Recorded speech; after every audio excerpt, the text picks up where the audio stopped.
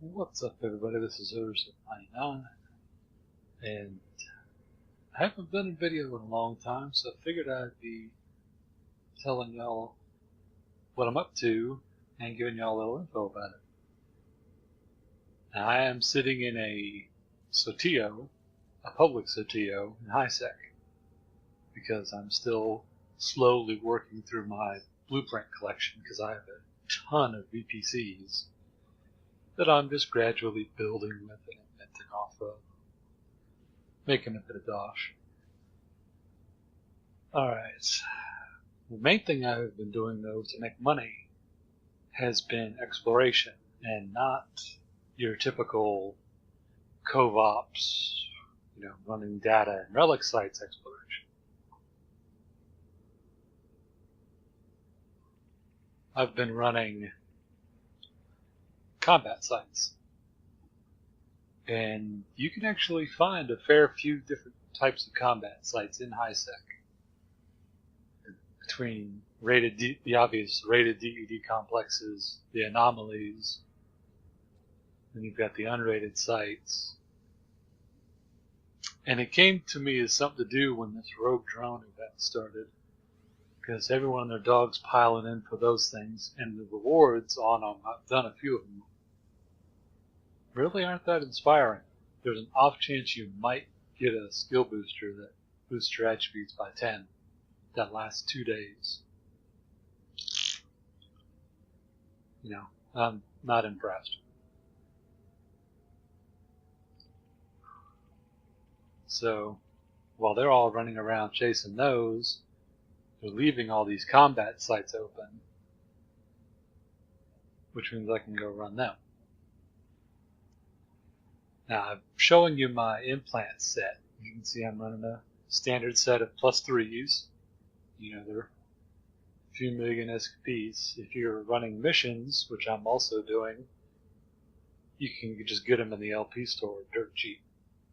I'm also running a 3% CPU implant.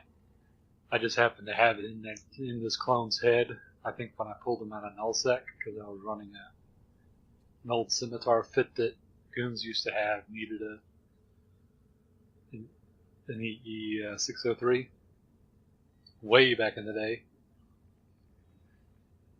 So, I just had a bunch of them, so I just stuck it in there. So if your math seems a little off, I'm just letting you know I have a 3% implant. And these things aren't very expensive.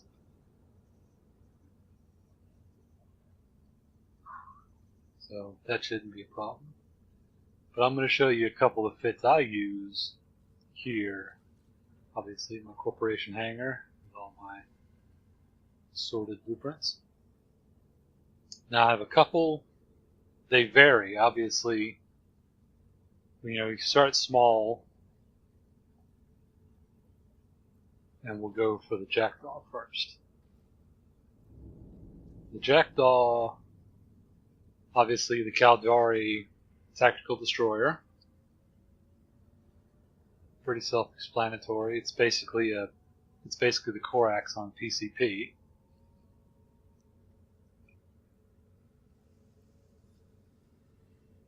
Go ahead and I swear I prepared for this, guys. I really did. Go ahead and show the fitting here. Now the main reason I chose a Jackdaw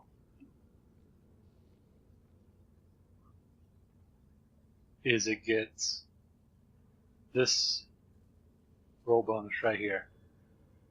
95% reduction to scan and survey probe launcher CPU requirements. As you can see, the CPU on this thing is pretty tight, and I'm running it with an implant. And as you can see, I couldn't fill a high slot because I didn't have enough CPU even with a 3% implant. So that should give you an idea of how tight these fits can be. And this is without, of course, using fitting modules. I didn't want to get my fit by using a coprocessor or an overclocking rig. But essentially, I designed this ship to run the combat anomalies in high sec. It can run most of them except for like the Forsaken and Forlorn Hideaways. You start getting a lot of cruisers in those. And I haven't thrown it in a den, but it might be able to do a den if you play your cards right. For those two types of anomalies, if you're going to farm those consistently and you want to run those escalations, you're going to need to move up to the other ship, one of the other ships that I'm going to show you.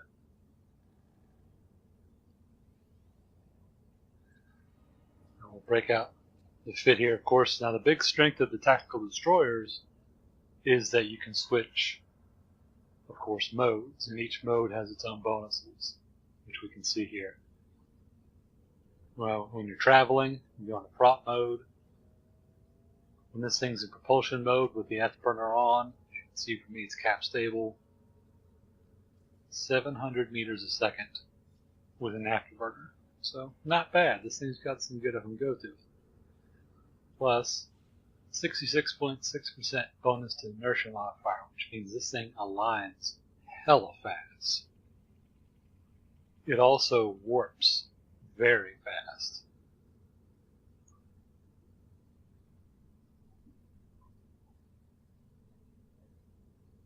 So it's a very good ship for just zipping around. That's one of the great things about it. Of course, when you start really taking fire, you switch over to defensive mode, 33% bonus to all shield resistances right off the top, and a reduction in signature radius. And this is especially helpful if you get jumped by. You've got a bunch of cruisers bearing down on you. It's going to be that much harder for them to hit you. Primarily in combat, though, you're going to be in sharpshooter mode. 66% bonus to velocity, 33% bonus to damage. Notice it says light missile and rocket. It's not damage specific, unlike most Caldari ships. Most Caldari ships are damage locked on the missiles to kinetic. But that's starting to change, and the new Tech 3 can use anything.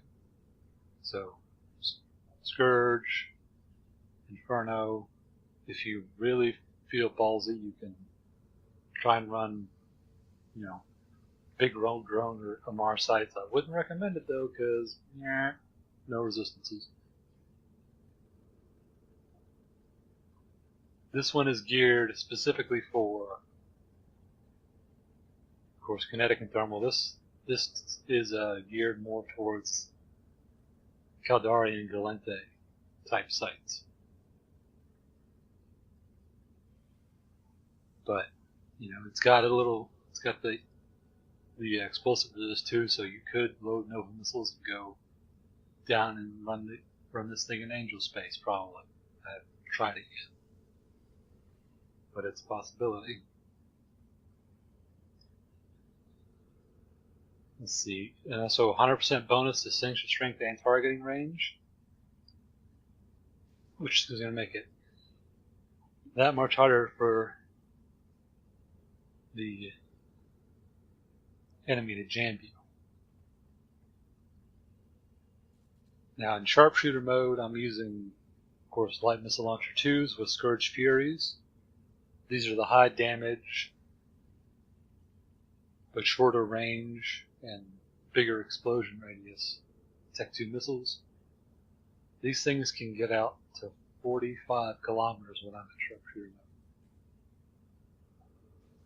So it's very, very nice. In fact, I'll show you here. And of course, it is a transformer. It does the body does change. You can see 45 kilometers, 326 kinetic damage per missile. It's not bad. You just have to make sure typically you want to fire stuff bigger than you. It can apply to frigates fairly well, but it can always be boosted more with skills. Or you can use precision missiles and trade off some of your some of your raw damage for better application. Now, the tank on this, of course, we have an active resist tank with regeneration, and to boost the scan strength, because I'm only using a standard core probe launcher on this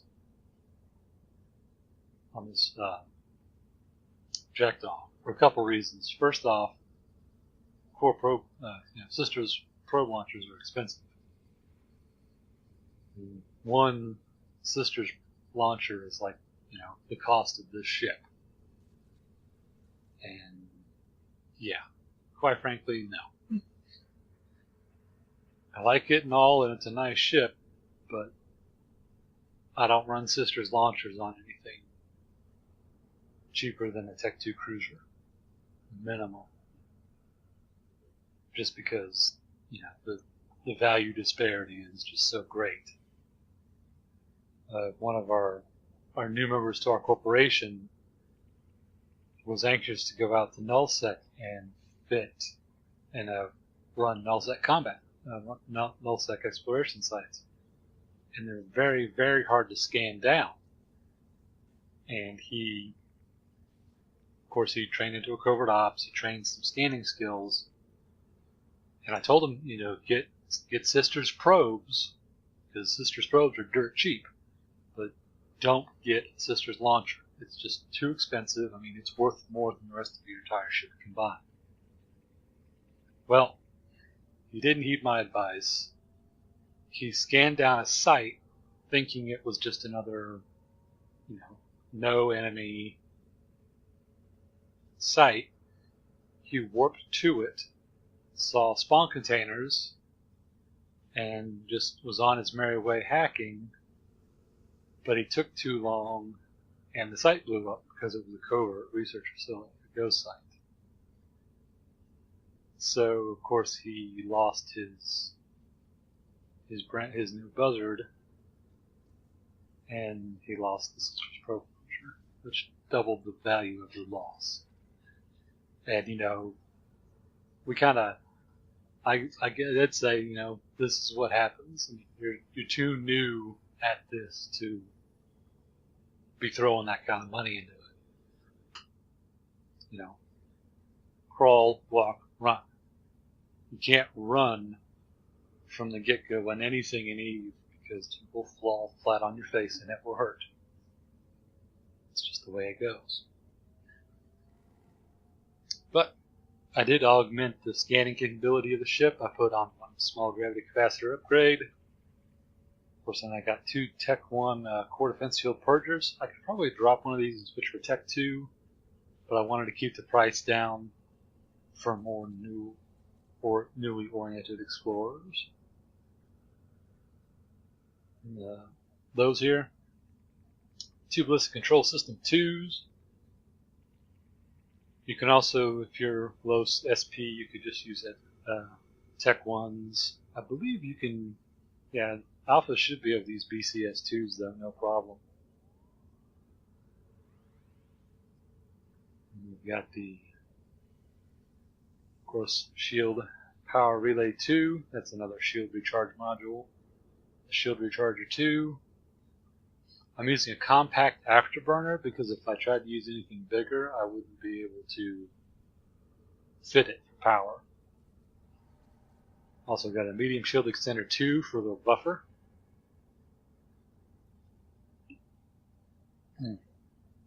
And that's the general gist of the fit. Basically, this ship's purpose is to run around, do the lower level combat anomalies, and it can also scan down things like the haunted yard,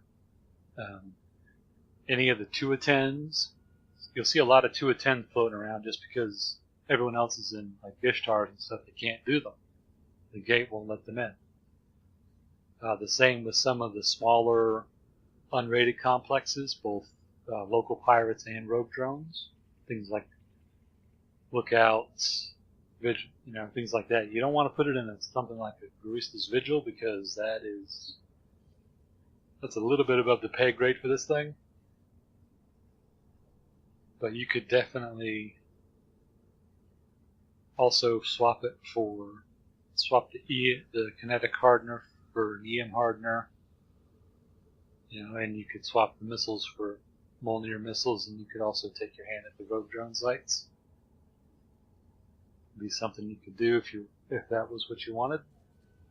But this is a fairly solid fit. I actually ran the Guristas 3 of 10, which is just practically nothing but frigates, and just wrecked shop. The guys couldn't even get my shield alarm to go off, and it's set to 90% shield. Just and it's all cap stable. Just run the afterburner, run your hardeners, and you got 45-kilometer range in sharpshooter mode, so you could definitely outrange the frigates in that sight. And with my skills, I can target 7 enemies at once, which is the electronics cap on this vessel. You can see there. You just go to town. So that should cover the Jackdaw. If you wanted to upgrade this fit, you could go for a low-end Dead Space hardener. They tend to be a little bit more pricey, but it's doable. I would not recommend Navy ballistic controls just because they're the same as the Sisters launcher. They're just the whole cost of the ship. But this is a good way to get started. You could also fit up a worm. The Guristas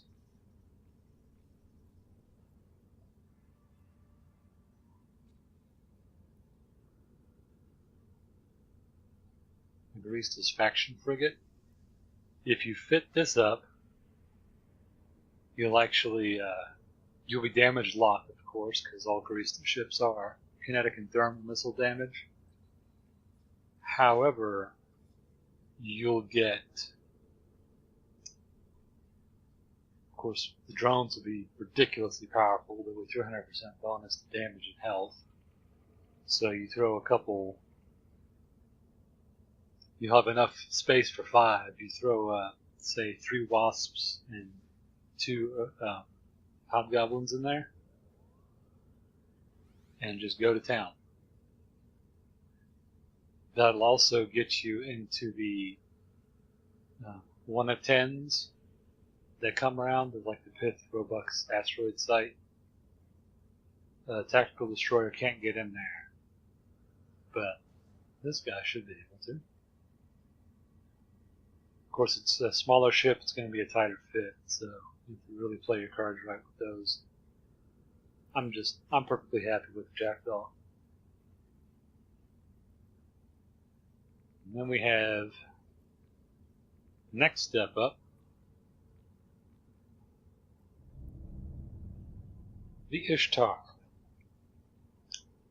Now, anyone who watches Johnny Pugh's videos, this fit will look familiar. He made a video over a year ago, I believe, pre-Great Ishtar nerf, where he would run the Ishtar in combat sites. And you can actually still do that. You have to modify the fit, as I have. But the Ishtar is still a very solid ship. Of course, it has a Tech 2 resist profile. And keep in mind, this is base resists. There are no hardeners. See, 85% kinetic damages this out of the box. And no, there's no shield hardening rigs. It's all regen. 60% thermal, so Serpentis will be a slight bit tougher than Gurista, but still. You can still do 3 of 10s, 4 of 10s, Gurista's dens, you can just slug it out with cruisers and battle cruisers, no problem. Alright. Now, a couple things about this fit, obviously. Now this, as you can see, on this one I used the Sister's Probe Launcher. Period, end of. This ship is expensive enough. As you can see, the Ishtar itself is 200 million. So the Sisters is only 30.7. So the value ratio is much more favorable. I'm also using Tech 2 core defense field purgers. So those are pretty pricey by themselves. Once again, this is a much more expensive ship, so we've got the value proposition to think about here. Now you'll notice there's 2 small armor repairs up there in the highs, and I'll explain why that's there in a minute.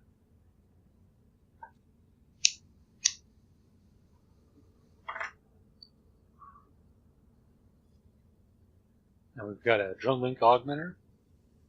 This increases your control range on your drones. As you can see, I can command my drones from 101 kilometers away, which is ironic because I don't even think I can lock enemies that far out.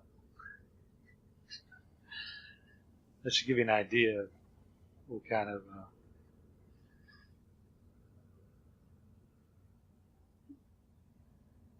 the kind of range you can get when you start throwing on drogue links. Now we have a 100 mn compact afterburner.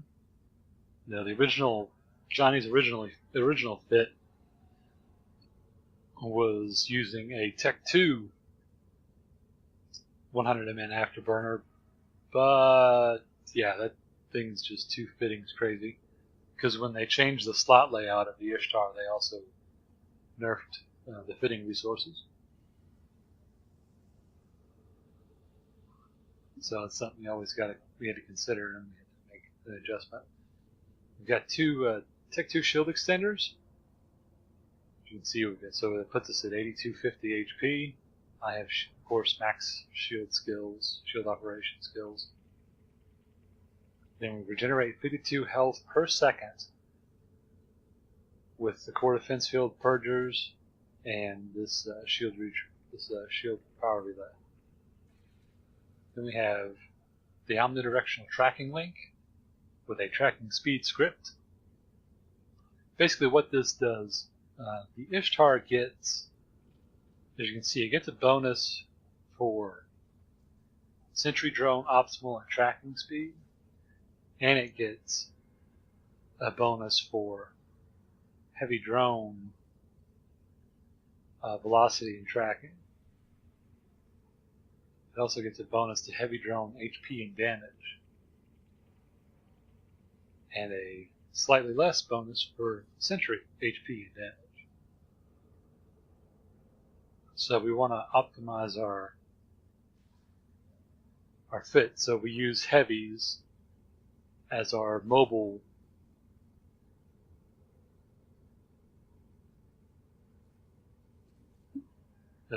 drones, and then we have sentry drones for when we want to snipe. Because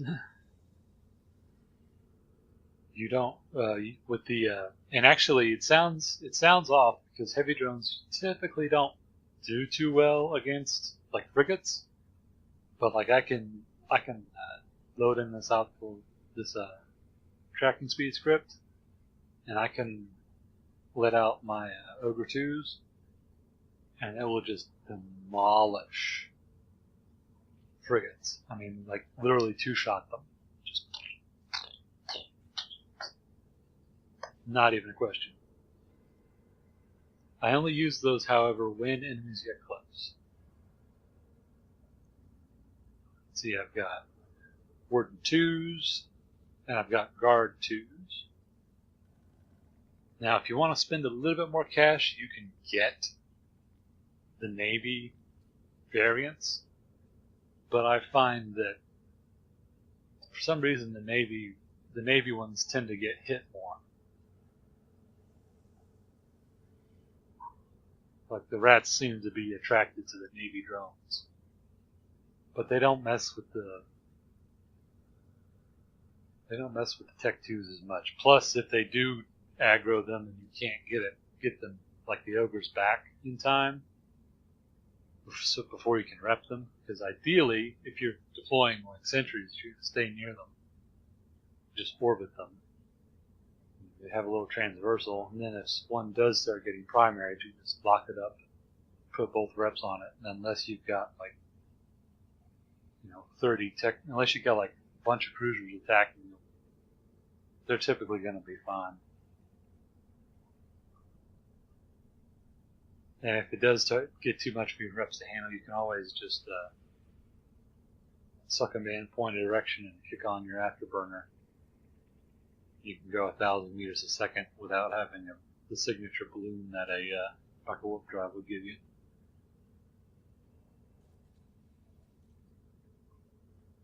So you want to initially, like, depending on the range of your enemy, typically if they're within, say, 20 to 50 kilometers, I'll drop guards and I'll engage targets. Beyond 50, I'm dropping Warden 2s, and if they get within 15 kilometers, I'm pulling in the, if it's something big, if it's just little frigates, 9 times out of 10 I ain't worried. They're not going to do enough DPS to outbeat my regeneration. If it's a lot of them, or if I got something big like a Serpentis Admiral in a Megathron, because them things have blasters, and if they get close, they will hurt a lot. I'll bring in the sentries, and I'll deploy ogres, take it out, and clear the immediate area around me.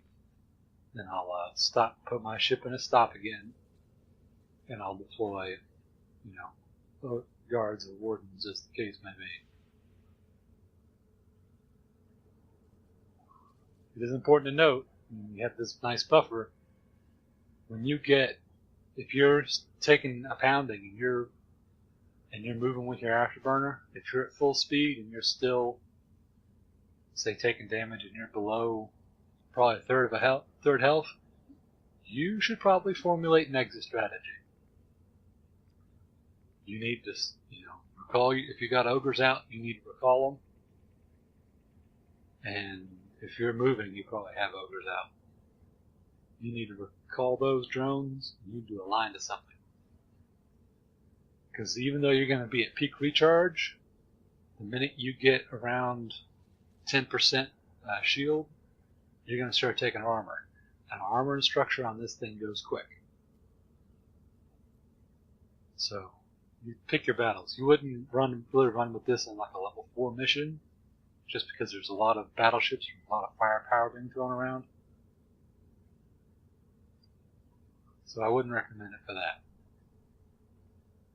Alright, lows, we got, of course, DDAs, shield power relay, and omnidirectional tracking enhancer. It's basically a passive version of this module. It's just more tracking, to make the heavies even more effective. That should about do it for this one. I've run vigils, 310s, 410s. You can enter those with this. Anything like a 2 of 10 or an unrated 2 of 10, you can't get in. The ship's too big. You can run the first 2 rooms of the Guristas 5 of 10 in this. The final room I would not recommend it. So I'll show you what I use for if I get a 5 of 10. And that would be the piece de la resistance, the Rattlesnake. Now this is a high-end ship. Faction battleships are expensive. And if you want to go crazy with it, you can get really crazy with it. I typically use the Rattlesnake for level 4 missions, I'll also use it for extremely difficult escalations, like certain phases of an escalation, and like 5 of 10.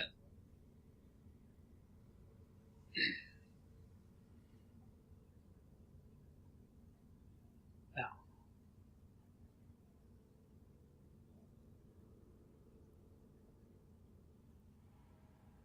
go ahead. Give you the deets here. Now, the Rattlesnake is the Garista's, obviously, faction battleship. So, like the Worm, it can only deploy a couple of drones, but those drones are pretty beast. And its bonus is geared towards sentry drones and heavies. Now I'll go through the fit here. Now this is another regeneration-based tank with hardeners. Because I run missions, I need to be able to change up my resist profile to fit the enemies I'm fighting. Obviously, this is the bog standard Garista's resist profile. I wouldn't use this against if I got, like, say, a rogue drone mission or, say, Blood or Sancha, because no resistance, almost no resistance to EM damage. But let's go ahead and get it started. As you can see, 3 large core defense field Purger 2s. Bit pricey, but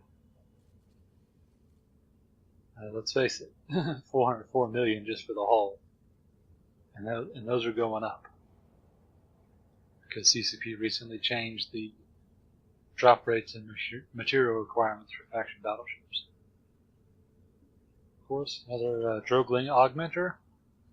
This one only goes out to 81 kilometers, but my targeting range is only like 90 anyway in this ship, so not too worried. Then we've got, as you can see, Arbalest cruise launchers. I don't actually have Tech 2 trained on this guy because reasons. Well, the reason being half his SP is in industry, even though he's got 90 million SP. So he doesn't have a lot of Tech 2 weapon systems, especially the missile variety. I've been kind of slacking in the missile department lately. So I'm using, I've got a Navy Infernos loaded because I just did a Serpentis escalation. It was the 3rd escalation off of a Serpentis outpost I did in the Ishtar. So yeah, that place is crazy. I mean, I took on like, I want to say 20 or 30 battle cruisers.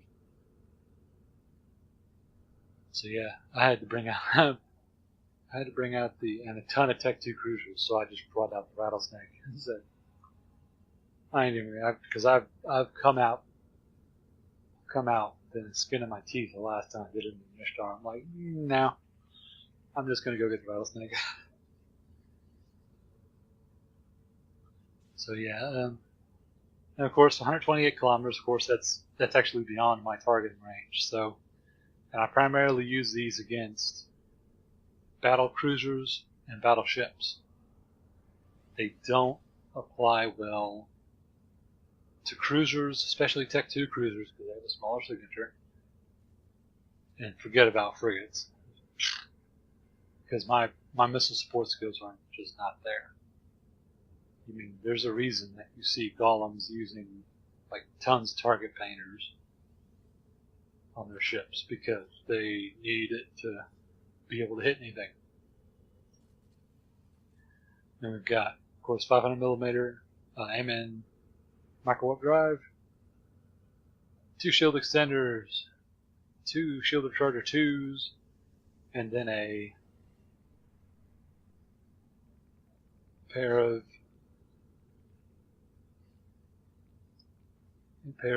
field hardeners of your choice.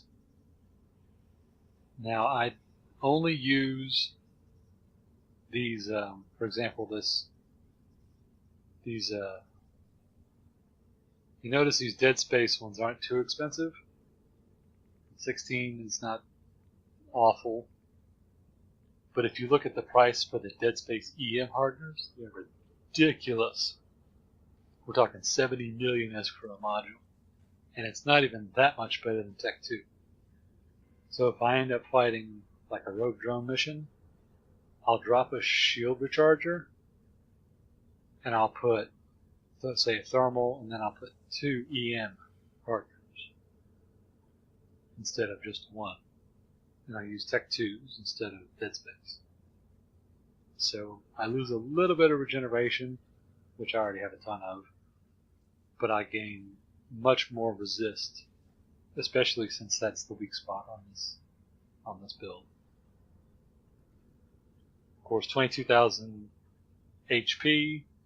As long as you maintain your transversal, keep your distance, 9 times out of 10, and in most sites you're not going to have any problems. If you're not careful with triggers in certain level 4 missions, you will be overwhelmed. So remember, of course, damage control, because it's resistances and every little bit of resist helps. 3 DDAs and 2 passive tracking enhancers. I went the passive ones this time just because I wasn't very cap stable. I didn't want to keep running, have things taking up tank slots and ruining my cap. So you have to be judicious with the micro warp drive in this thing. You can't let it run forever, because you will get tapped out. And the minute these hardeners go offline, you're dead. So always be mindful for that low cap warning. You should hit about 33% cap if you set it to default. Be careful of that. And I've got one last ship. This is something I've been experimenting with. This is another one of Johnny Pugh's fits. This is the Ham Tengu. Now, of course, I've modified this because, yes, I'm running Tech 1 because, yes, I'm crap and I don't have Tech 2.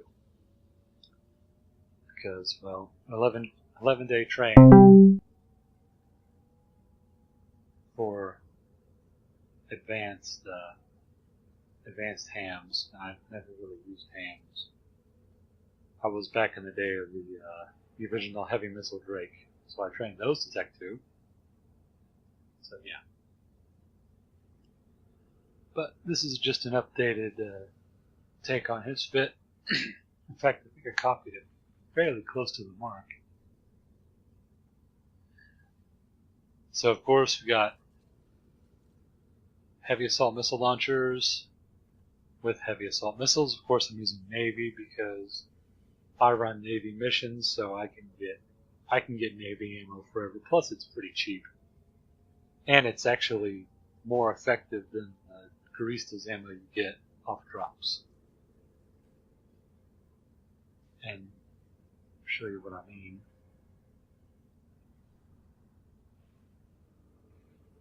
Just go to show info on the charge, pull up variations, hit compare. Kinetic damage. See, there's the Scourge Rage, that's a high damage missile. Normally when you kill like a Dread Garista's guy, you get Garista's ammo. You can see 110. Navy ammo is 115. So it's a little more effective. Of course, velocity is the same. Flight time is the same. More damage.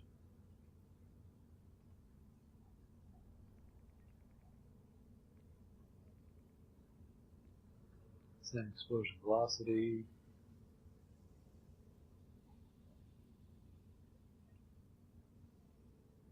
And so you can see what I mean. All things being equal, you get a little more damage out of the Navy version. So that's why I use Navy. as opposed to Pirate Faction. Alright. Now we'll move to the rigs next. We've got a medium hydraulic bay thrusters 2. That increases the rate of fire.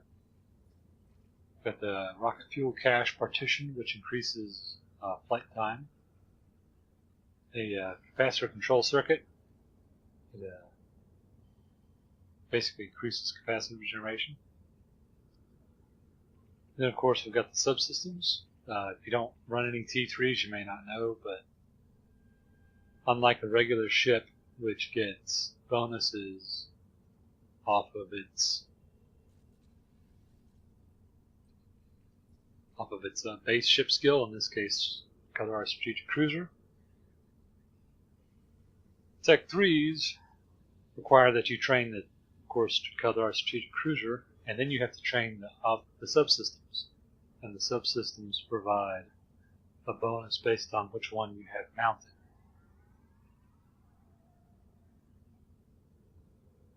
So we've got the fuel catalyst as our propulsion subsystem. Increases afterburner speed. We've got the accelerated ejection bay as our offensive subsystem. It's a 5% bonus to kinetic missile damage per level, so it is damage locked. A 7.5% bonus to missile rate of fire, and a 10% bonus to missile velocity. And of course, velocity equals range. Because velocity plus flight time equals maximum range.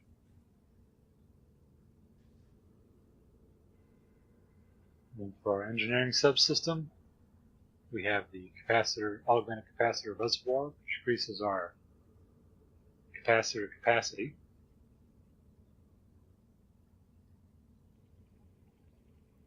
We have the amplification node, which increases our shield booster effectiveness. This is our defensive subsystem.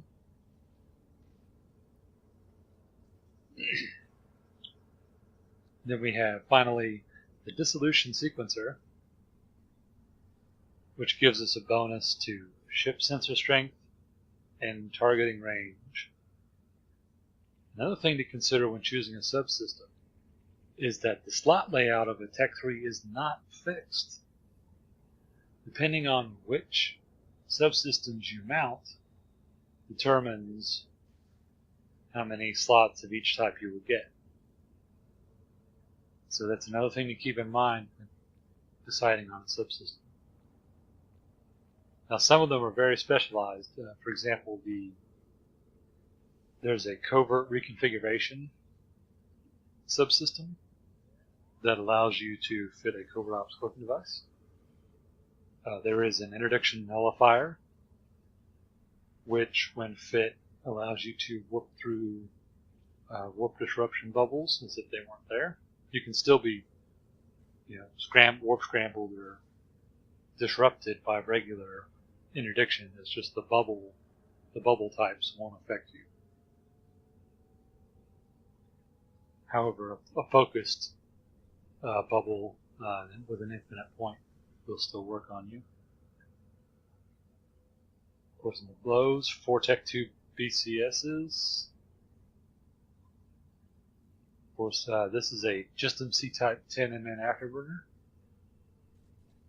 Of course, it's a little pricier than the regular ones, but it's low fitting requirements and it's more cap efficient than everything else. So I say go with it. A C-Type medium shield booster. We want to get as much advantage as we can out of the amplification node. Then, of course, the shield boost amp 2, which increases the effectiveness of the shield booster. An X-type kinetic deflector field, a cap recharger to make a cap stable, and then a missile guidance computer, which is essentially like a tracking computer for missiles. This one's loaded with a missile range script, which allows the missiles to go even farther. can see 35 kilometers without these activated. So that's not a bad, considering that typically heavy assault missiles are very, very close range type missiles. So that is not bad at all. You still don't want to be tangling with too many battleships at once in this thing, but it'll get the job done. I got this as kind of an experiment to toy with. It's decent enough. It'd be more effective if I had Tech 2 hams. However, I do not recommend this particular ship build because CCP has stated that they're going to be changing Tech 3s. They've already got a roundtable together. They're getting out initial suggestions, and they're starting to field that.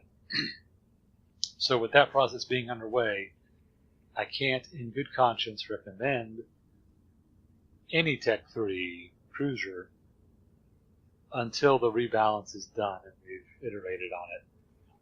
I don't want you to be throwing, 20 days of your life to getting Caldari Cruiser 5 and all the subsystems. It's probably another 20 days to get all those up to 5. And put all this, risk putting all this money on the table to find out CCP changed, the Tengus in such a way that they can't do this anymore. So this is just me showing you a fit because it's there. I don't recommend this one at all just because there's changes are imminent. But that's what I've been up to, and I've actually made a fair bit of money off of these items. You can see here I'm selling a Snake Alpha. I've sold one of them already, but I've got another one there. I picked those up out of a high-sec escalation, actually. Serpentis escalation, you basically go in there, you kill the Shadow Serpentis rat and loot him, and he has a chance of dropping implants. I also got a mid-grade Snake Omega.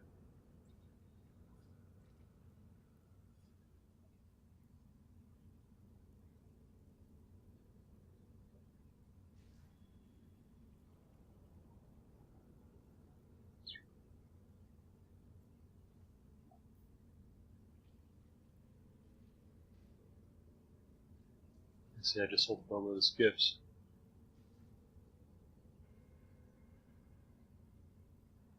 Another thing to consider is loot the field. Like these warp disruption field generators, 1.7 million a pop. It's not bad for high-sec loot. There you go. Snake Omega. Picked up out of an escalation with the Ishtar. So basically, in running one escalation chain, I just paid for the Ishtar. Like literally 30 minutes of work, I just paid for the Ishtar. So, typically my rule is I'll loot anything worth 50k or more. But that's just me. I've got the time, and I go through and kill all the enemies because more bounty money. That's what I've been up to. So I'm really liking this Jackdaw. It has served me well for the time I've had it. But that'll do it for this episode. I'm Burzio99, and I will see you next time.